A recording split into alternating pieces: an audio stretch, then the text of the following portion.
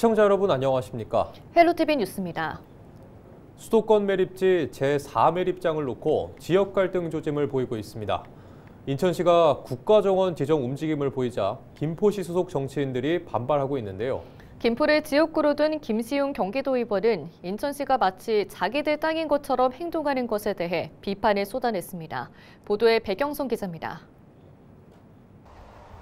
현재 수도권 매립지는 2매립장까지 매립이 끝나고 3-1 매립장은 일부 매립이 진행되고 있습니다.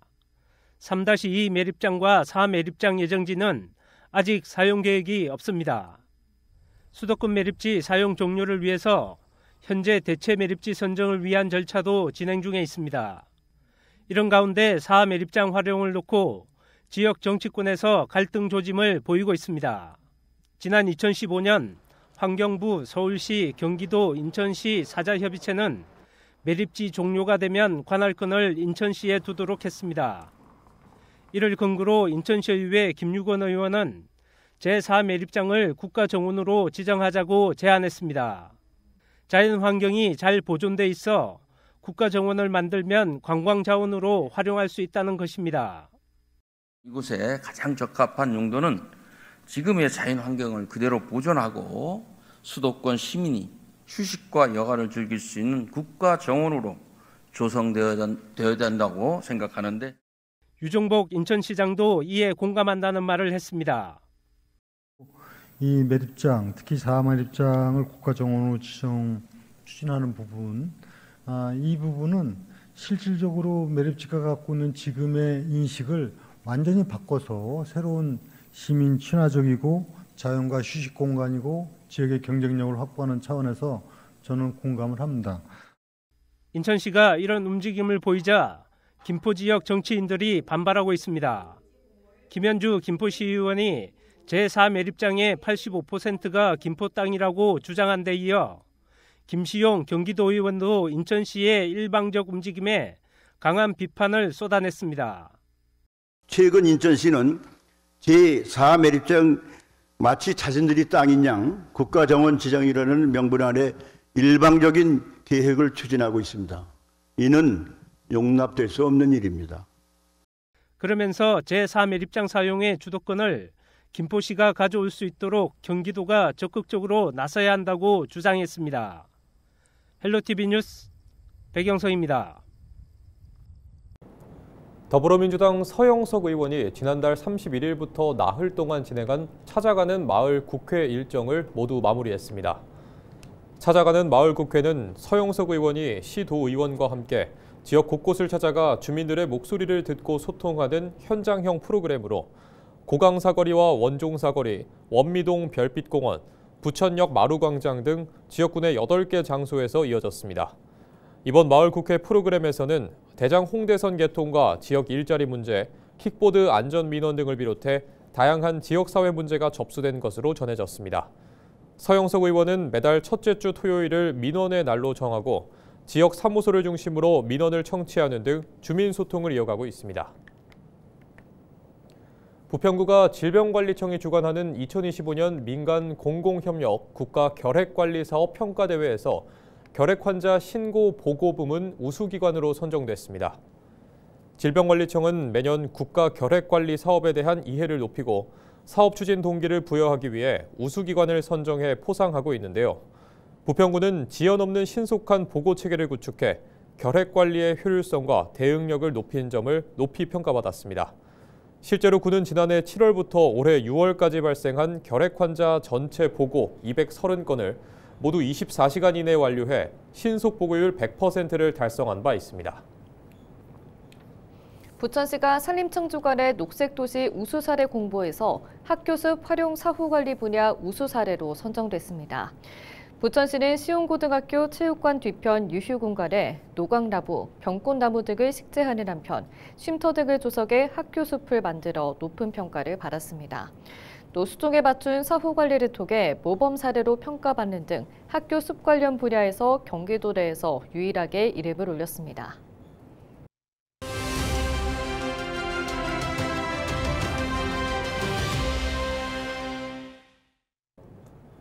정부가 서울과 수도권 일부 지역의 집값 폭등을 막기 위해 수요 억제 정책을 잇따라 내놓고 있지만 집값 불안은 좀처럼 사그라들지 않고 있습니다. 정부가 또 어떤 규제를 강화할 것인지, 또 어떤 부작용이 늘어날 것인지 혼란만 가중되는 상황인데요. 오늘 헬로티비 뉴스에서는 김인만 부동산경제연구소장과 부동산 시장 불안과 정책 전망에 대해서 이야기 나눴습니다. 거래가 일단 절벽, 매물 잠김이라고까지 지금 표현하면서 얼어붙고 있는데 지금 상황에서는 이걸 어떻게 바라보고 계신 거예요?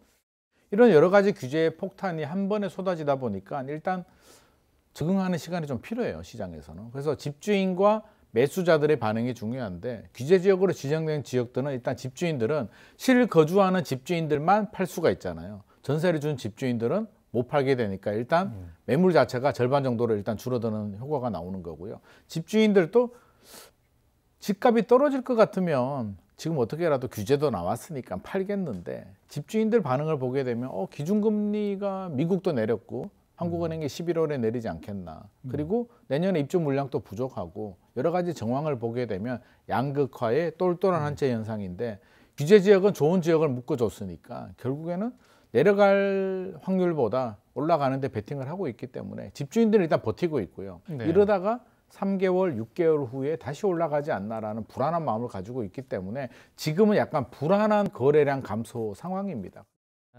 정확히 좀 진단을 좀 해보면 점점 어려워지고 앞으로도 또 힘들어지는 건가요? 힘들어지는 건 사실인데 제가 양극화라고 말씀드렸잖아요. 어디가 힘들어지느냐예요. 서울이 힘들어지는 겁니다. 서울과 수도권의 일부 지역의 주거 사다리가 힘들어지는 거지 전국을 보게 되면 주거 사다리가 힘들어지는 게 아니에요.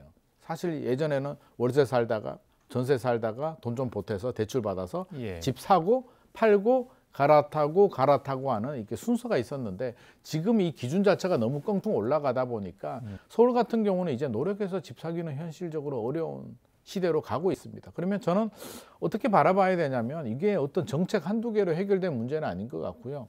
선진국을 보더라도 대다수의 선진국들도 수도는 집값이 비싸거든요. 그러면 우리도 선진국 대열에 들어가고 있기 때문에 어떻게 보면 서울이라는 수도의 집값이 이제 선진국처럼 하나의 캐슬이 되는 거고 전국적으로는 살 수가 있기 때문에 이걸 받아들여야 되는 건지 아니면 그럼에도 불구하고 주거 사다리를 더 강화해야 되는지의 갈림길에 서 있는 것 같습니다.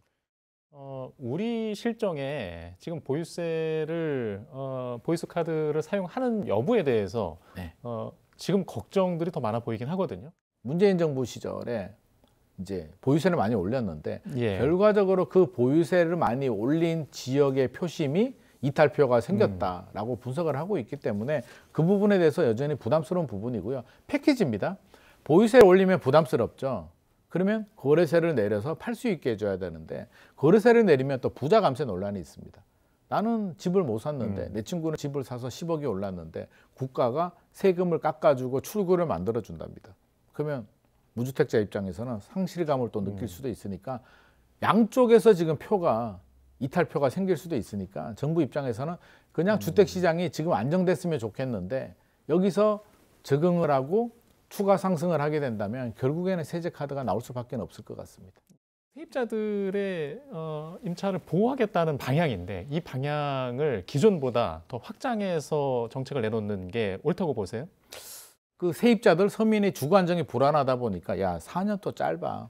9년으로 가자. 초등학교 6년, 중학교 3년, 고등학교 3년이니까 9년으로 가자. 333으로 가자라고 취지는 충분히 이해를 하는데 반작용이 있잖아요. 집주인 입장에서는 9년 동안 재산권 행사에 어떤 영향을 주기 때문에 어떻게 하겠습니까? 한꺼번에 왕창 올리거나 아니면 나는 전세 안 놓고 내가 그냥 거주하다가 팔아버릴래 이런 분들이 나오기 때문에 서민 주거 안정에 도움이 저는 안 된다고 생각하고요. 최근에 통계를 보게 되면 갱신 계약을 하시는 분들이 더 늘어나고 있거든요. 그 얘기는 미래가 불안하다 보니까 돈을 올려주더라도 계약갱신 청구권을 아껴뒀다가 나중에 한번 서야지라는 분들이 늘어나고 있다는 겁니다. 세입자들도 상당한 불안감을 호소하고 있기 때문에 이런 급진적인 급격한 변화는 오히려 세입자한테도 피해를 줄 수 있다는 점은 알고 있어야 될 것 같습니다.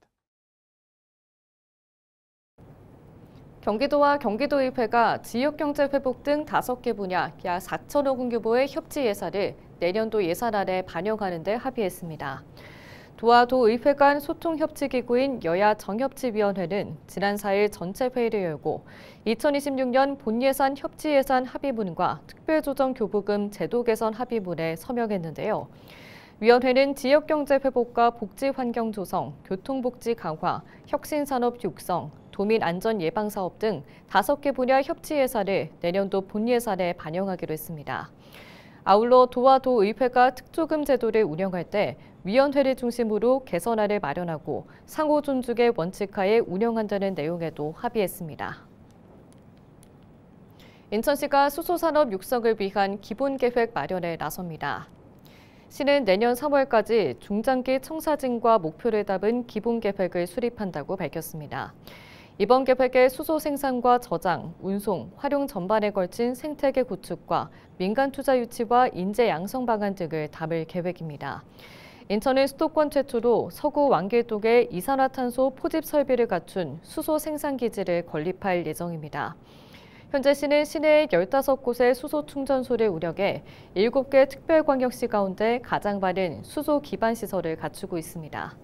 또 정부 공모사업 참여와 민간 수소 관련 사업 지원 등 다각적인 정책을 통해 수소 경제 기반 조성에 박차를 가하고 있습니다. 경기도가 소사본동 등 부천 지역 4곳에 3,015세대를 공급할 수 있는 소규모 주택정비 관리 계획을 승인했다고 5일 밝혔습니다. 도가 이번에 승인한 4곳은 부천시가 주민 제안을 받아 선정한 곳인데요. 신한대학교 동측 소사본동 108의 7번지 1원과 심곡도서관 남측 심곡본동 562의 68번지 1원, 성주산 북측 심곡본동 620의 4.1원, 가톨릭대학교 남측 역곡동 21일원입니다. 소규모 주택정비관리지역에서는 가로주택 정비사업과 같은 소규모 주택 정비사업뿐만 아니라 기반시설과 주민 공동이용시설도 건립 가능합니다. 수도권 첫 에너지 특성화 고등학교가 오는 2028년 인천에서 문을 열 전망입니다. 인천시 교육청은 지역 에너지 산업 수요에 대응한 미래형 직업교육을 위해 계산공업고등학교를 인천 에너지 고교 전환 대상 학교로 최종 선정했다고 밝혔습니다. 이번 전환은 재생에너지와 해상풍력, 친환경 에너지 등 지역 산업 변화에 부합하는 전문 기술 인재를 양성하고 직업계고 경쟁력을 높이기 위한 인천형 직업교육 혁신 사업의 일환입니다. 앞서 계산공고는 기계, 전기, 전자 분야의 산업 기반을 바탕으로 에너지 분야로의 학과 개편과 실습 환경 개선, 기업 연계 계획 등을 구체적으로 제시해 높은 평가를 받았습니다. 시교육청은 올해 기본계획 수립을 시작으로 학과 개편과 교육과정 개발, 실습 환경 구축, 교명 변경을 단계적으로 추진할 방침입니다. 도성훈 교육감은 인천 에너지고는 지역 산업 변화에 대응해 미래 에너지 분야를 선도할 인재를 길러내는 전환점이 될 것이라며 학교, 산업계, 지역사회가 함께 지속가능한 직업교육 생태계를 만들어가겠다고 말했습니다. 서울 택시기사 사고 10건 중 8건이 60세 이상 고령 운전자인 것으로 나타났습니다. 한국교통안전공단 통계를 보면 올해 서울택시 운수 종사자가 일으킨 교통사고는 1,986건이었습니다. 이 가운데 60대 운전자가 946건, 70대 이상이 701건으로 전체의 83%가 60세 이상 기사에 의해 발생한 것으로 분석됐습니다. 특히 개인 택시의 경우 70대 사고가 378건, 80대 이상이 23건 발생해 고령 운전자의 안전 문제가 두드러졌습니다. 한편 서울시 택시 운수 종사자 가운데 60세 이상은 전체의 75%로 집계됐습니다. 경기도 교육청이 올해 교육부가 실시한 전국 시도교육청 평가에서 최우수 등급을 받았습니다. 교육부는 해마다 17개 시도교육청을 대상으로 국가시책과 국정과제 중심 영역을 4단계 등급으로 평가합니다. 도교육청은 이번 평가 성적에 따라 모두 8억 2,500만 원의 재정 지원금을 확보했습니다. 이상으로 뉴스를 마칩니다. 저희는 언제나 지역민 여러분과 함께합니다. 시청해주신 여러분 고맙습니다.